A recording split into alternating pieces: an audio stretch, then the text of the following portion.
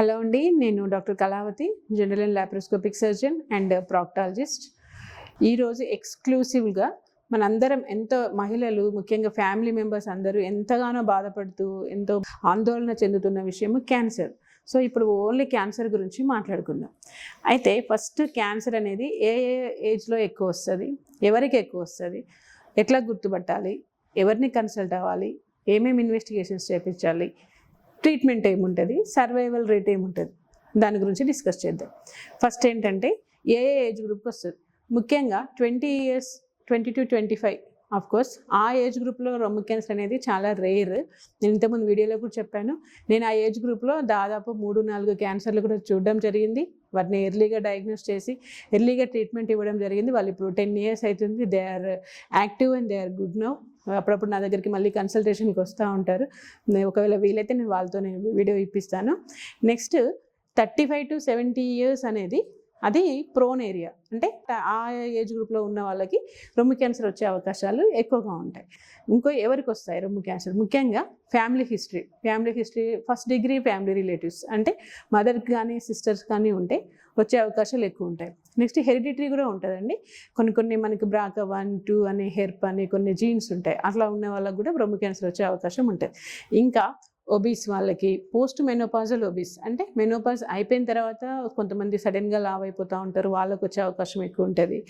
దాని తర్వాత repeated abortions, అంటే చాలామంది ఇప్పుడు అన్వాంటెడ్ ప్రెగ్నెన్సీస్ అవన్నీ ఉంటాయి కదా, చాలామంది రిపీటెడ్గా అబార్షన్స్ చేసుకునే వాళ్ళకి ఎక్కువ వస్తాయి. ఆల్కహాల్ తీసుకునే వాళ్ళకి కూడా ఎక్కువ వచ్చే అవకాశం ఉంటుంది.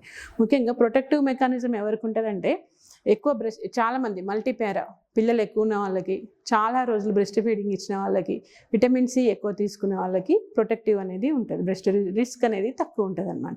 సో ఈ సెల్ఫ్ బ్రెస్ట్ ఎగ్జామినేషన్లో అబ్నార్మల్ ఉన్నప్పుడు జనరల్ సర్జన్ని కన్సల్ట్ అవ్వడం వల్ల అది నార్మల్ బినైన్ ట్యూమరా లేక మ్యాలిగ్నెంట్ ట్యూమరా అనేది వాళ్ళు గుర్తుపడతారు.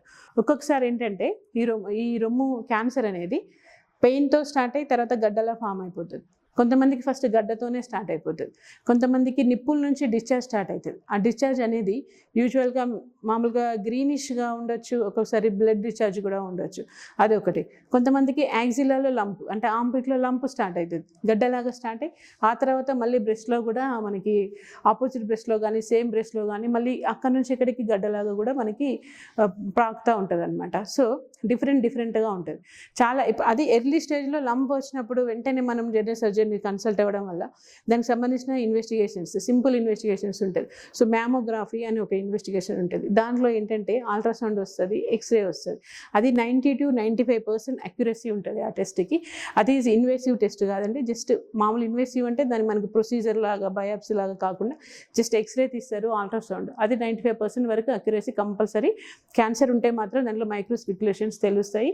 క్యాన్సర్ డయాగ్నోస్టిక్ అనమాట, ది డయాగ్నోస్టిక్, అది కంపల్సరీ చేస్తారు. సో మీకు ఏదైనా ప్రాబ్లం ఉంటే ఖచ్చితంగా జనరల్ సర్జన్ని కన్సల్ట్ అవ్వాలి. నేను నా ప్రాక్టీస్లో డే టు డే యాక్టివిటీలో మాత్రము రొమ్ము క్యాన్సర్ మాకు క్లినికల్గా తెలిసిపోతుంది. దాదాపుగా క్లినికల్గా మేము 80 to 90% మేము డయాగ్నోస్ చేసేస్తాము. రొమ్ము గడ్డకి, నార్మల్ క్యాన్సర్ గడ్డకి, బినైన్ ట్యూమర్స్కి తేడా మాకు తెలుసు కాబట్టి మేము దాదాపు డయాగ్నోస్ చేసేసి దానికి సంబంధించిన ఇన్వెస్టిగేషన్స్ చేస్తాను. నేను ఎందుకు ఇంత గట్టిగా చెప్పగలుగుతున్నానంటే, నేను early stages, just carcinoma in situ అంటారు, అలాంటి క్యాన్సర్ని కూడా నేను డయాగ్నోస్ చేసి వాళ్ళని ఎర్లీగా నేను ఆంకాలజిస్ట్ దగ్గర పంపించి దానికి సంబంధించిన ట్రీట్మెంట్ ఇప్పించి కీమోథెరపీ, రేడియోథెరపీ ఇప్పించడం వల్ల వాళ్ళు ఇప్పుడు గత 10 సంవత్సరాల నుంచి కూడా they are happily they are leading their life. So అట్లా ఉంటుంది కాబట్టి ఎర్లీ డయాగ్నోసిస్. ఇప్పుడున్న ట్రెండ్ ప్రకారం ఈ మన బ్రెస్ట్ స్క్రీనింగ్లు కానీ, సెల్ఫ్ బ్రెస్ట్ ఎగ్జామినేషన్, మ్యామోగ్రామ్, ఎర్లీగా డాక్టర్ని కన్సల్ట్, వీటన్నింటి వల్ల రొమ్ము క్యాన్సర్ అనేది చాలా వరకు తగ్గిపోయింది. అయితే కొంతమంది అడ్వాన్స్ స్టేజ్లో ఏంటంటే రొమ్ము స్కిన్ మొత్తం పక్కరింగ్ అంటారు. పక్కరింగ్ అంటే ఇప్పుడు మన ఆరెంజ్ పైన తోలు ఎట్లా ఉంటుందో అట్లా అయిపోతుంది స్కిన్ అంతా. అట్లా అయిపోయి నిప్పుల నుంచి బాగా డిశ్చార్జ్ అవ్వడం. ఇంకా అడ్వాన్స్ స్టేజ్ అంటే అది పుండైపోతుంది. ఇంకా అప్పటి వరకు కూడా కొంతమంది రాకుండా ఉంటారండి. అలాంటి వాళ్ళని కూడా నేను చూశాను. రొమ్ము గడ్డ అయిపోయి అది పగిలిపోయి దాని నుంచి డిశ్చార్జ్ వచ్చేసి చంకలో గడ్డలు వచ్చి ఆపోజిట్ బ్రెస్ట్ కూడా ఇన్వాల్వ్మెంట్ అయ్యి ఆ స్టేజ్ల వరకు కూడా కొంతమంది రాకుండా ఏం కాదులే మామూలు గడ్డనే అనుకుంటూ కూడా ఇంట్లో ఉంటారు. అది చాలా తప్పండి. రొమ్ముకు సంబంధించిన ఏ చిన్న ప్రాబ్లం మనకు అనిపించినా జనరల్ సర్జన్ని ఖచ్చితంగా కన్సల్ట్ అవ్వండి. ఆ స్టేజ్ వాళ్ళని కూడా చూశాను నేను. ఇంకా ఇంతకుముందు చెప్పినట్టు ఓల్డ్ ఏజ్ అంటే 60 ఇయర్స్లో కూడా నార్మల్ గడ్డను కూడా నేను చూశాను. నార్మల్ గడ్డ అంటే అది ఫైబ్రో అడినోమాను, బ్రెస్ట్ సిస్టులు కూడా 60 ఇయర్స్లో చూశాను.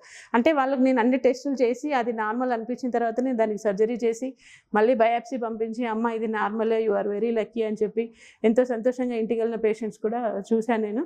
సో ఇప్పుడు ముఖ్యంగా అయితే రొమ్ము క్యాన్సర్ గురించి చాలామంది చాలా అపోహల వల్ల చాలా భయాందోళనకు గురవుతూ చాలా స్ట్రెస్ ఫీల్ అవుతూ అందరూ వాళ్ళు చెప్పారు వీళ్ళు చెప్పారు ఇంటి పక్క వాళ్ళు చెప్పారు అలాంటివి అయితే అన్నీ వదిలేయండి. ఖచ్చితంగా జనరల్ సర్జరీని కలవడం వల్ల మీకు రొమ్ముకు సంబంధించిన క్యాన్సరా నార్మల్ అనేది మేము డయాగ్నోస్ చేస్తాను. మీకు ఎర్లీగా డిటెక్షన్ కూడా చేస్తాను. మీ సర్వైవల్ రేట్ మాత్రం ఖచ్చితంగా పెరుగుతుంది. సో ఇప్పుడు ఇంకేముంటాయంటే మ్యామోగ్రాము దీంట్లో డౌట్ అనిపిస్తే FNAC అని ఒక చిన్న టెస్ట్ ఉంటుంది. సో దాన్ని సూది పరీక్ష చేస్తాం. లేదు అంటే ట్రూ కట్ బయాప్సీ ఉంటుంది. ఇంకా దాంట్లో తెలియలేదంటే ఎడ్జ్ బయాప్సీ, ఒక ముక్క పరీక్ష కొంచెం ముక్క కట్ చేసి దాన్ని పరీక్ష పంపిస్తాం. దాంట్లో కూడా తెలుస్తుంది. ఇవన్నీ అయిపోయిన తర్వాత క్యాన్సర్ అని వన్స్ నిర్ధారణ జరిగిన తర్వాత మనకి రొమ్ము క్యాన్సర్ వస్తే భయపడాల్సిన అవసరం ఏమీ లేదు.